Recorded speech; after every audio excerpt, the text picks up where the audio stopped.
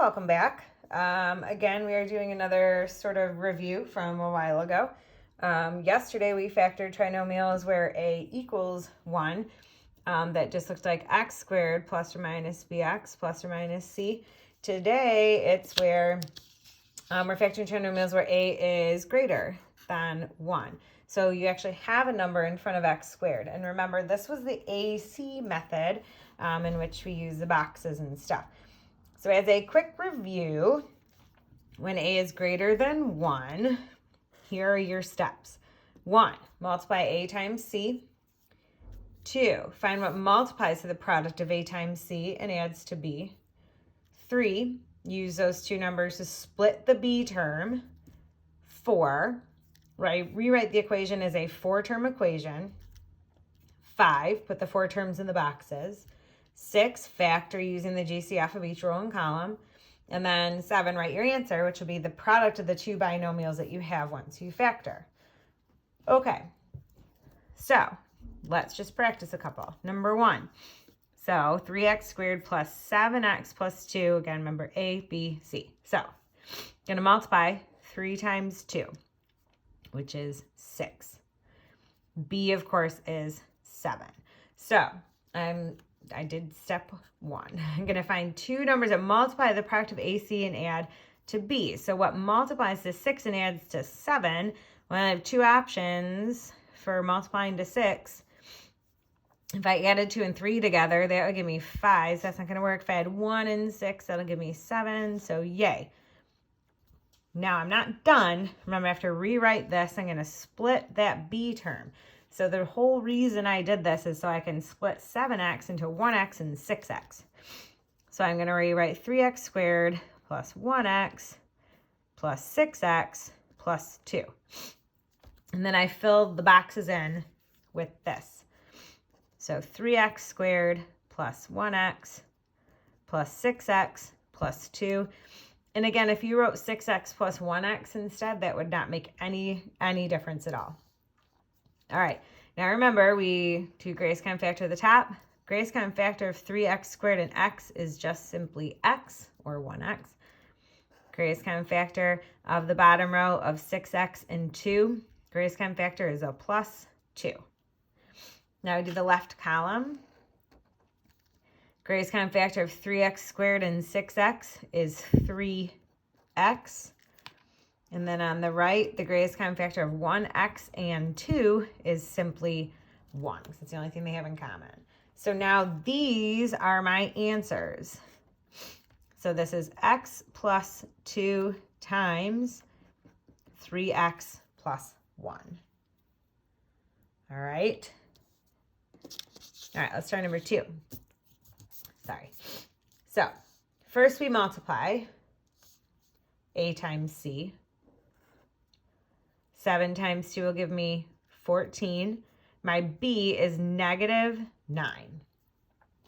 Okay, so let's think about this for a second. So b is negative, but c is positive.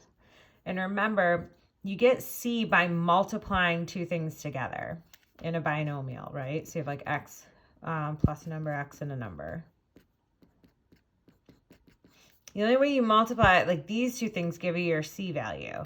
The only way that these multiply to a positive number but then add to a negative is if both of these are negative numbers, okay? So when I go to do this, if I'm listing the factors of 14, which are 1 and 14 and 2 and 7, both of them have to be negative in order to add up to the correct thing. So negative 1, negative 14 would give me negative 15, so that's not going to work. Negative 2, negative 7 is negative 9. So that is what I split my b term into. So I have 7x squared minus 2x minus 7x plus 2. So I write all of this 4 term in here. So I have 7x squared minus 2x minus 7x plus 2. Greatest common factor at the top. The only thing that 7x squared and negative 2x have in common is x. Of the bottom, the only thing that negative 7x and 2 have in common is -1. Remember, if it's a leading negative, you factor it out. And leading means it's either on the top or on the left, okay? So like this one's on the left because remember, we go from left to right. So it's your leading negative is the first term you come across, which is -7x. We'll have another one like that from the top too, but not right this second. So I have 7x squared and -7x. I don't take a negative this time because the negative is not on the top, but I take a 7 and an x. And then my greatest common factor of -2x and 2, I do have a leading negative here. It's on the top, so that would be minus and then 2. So my answer here is x minus 1 times 7x minus 2. And again, if those are flip-flopped, that's fine. All right, let's do like 2 more of these. So number 3, 9x squared minus 9x plus 2. 9 times 2 is 18. And then I'm adding to -9. Remember, this is the same signs as the last one, right? So if I'm multiplying to a positive and adding to a negative, both of these have to be negative. So -1 times -18, or -2 times -9, or -3 times -6. And remember, you don't have to write all these down if you already know the pair. You can just go ahead and split it there. You don't have to write it that way. But I just do to show everybody. So -1, -18 would add up to -19. That doesn't work. -2, -9 would add up to -11. Also doesn't work. -3 and -6, that's -9. So that one works. So I split my b term. So I have 9x squared minus 3x minus 6x plus 2. 9x squared minus 3x minus 6x plus 2. Greatest common factor of the top is 3x. Greatest common factor of -6x and 2 is -2. On this side, greatest common factor of 9x squared and 6x would be 3x. And on the right side, greatest common factor of -3x and 2 is -1. So this factors into 3x minus 2 times 3x minus 1. All right, and I want to go down to the number 5 right here, because the reason is because I have a -c. And so that kind of changes a couple of things here. Not the way you do anything, but you have to be a little more conscious of what your signs are. So still start the same way, 8 times -3. So AC is -24. B is -5. All right, if I'm multiplying to a negative, one of my numbers is positive, and one of them is going to be negative.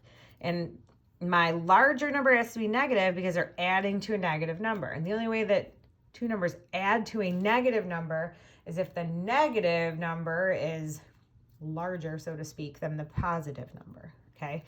So let's first think of factors of 24. You have 1 and 24, 2 and 12, 3 and 8, 4 and 6. And we just said the larger factor has to be negative because that b is negative. So negative, negative, negative, negative. So 1 minus 24, they give me -23. No. 2 minus 12, -10. No. 3 minus 8, -5. Oop, there it is. So I'm going to split my b term. So I have 8x squared plus 3x minus 8x minus 3. And I'm going to write that into my boxes. So I have 8x squared plus 3x minus 8x minus 3. Greatest common factor of the top. 8x squared and 3x, your only common factor here is x. Of the bottom, -8x and -3, the only common thing they have is -1. Of the left, 8x squared and -8x, that is going to be a 8x. And again, remember, it's not negative because the top one is not negative. And then greatest common factor of the right side, plus 3x minus 3 is plus 3, same thing, not negative, because as you start and go down, your starting number, your leading number is not negative. So your answer here is 8x plus 3 times x minus 1. All right. So I think that's it. I'm not going to do the other two. If you want to, you certainly are welcome to. This, my friends, is your homework. If you choose to do it, it's your optional assignment. We did this. This actually has a bottom part to it. I just took it off. So there's only 9 problems on here, not 18. The answer to this one was, what happens when a strong wind blew through the boarding house? It was rumors were flying, right? R-O-O-M-E-R. Ha ha ha. It's always so good. But yeah, so when you do these, like for number 1, let's say, so do your AC method. So 3 times 2 is 6, and then you're adding to 7. So that would be, of course, 1 times 6. If you want to write also 2 times 3, just to check, you can. But 1 times 6, 1 plus 6 would be 7. So I'm going to split 7 into 3x squared plus 1x plus 6x plus 2. Put it into the boxes. 3x squared plus 1x plus 6x plus 2. And then greatest common factor of the top is just x. Greatest common factor of the bottom of plus 6x plus 2 is plus 2. Greatest common factor on the left of 3x squared plus 6x is 3x. Greatest common factor on the right of plus 1x plus 2 is plus 1. So your answer is x plus 2 times 3x plus 1. And you would look in the columns here just to find that. So 3x plus 1 is here. And then x plus 2 is here. So just cross them out as you go. So really, on this, just make sure that you can find what you're looking for in each column. And again, like yesterday's homework, just do as much as you need to with that. All right. Another short lesson. That is it. And we will talk soon. Bye, guys.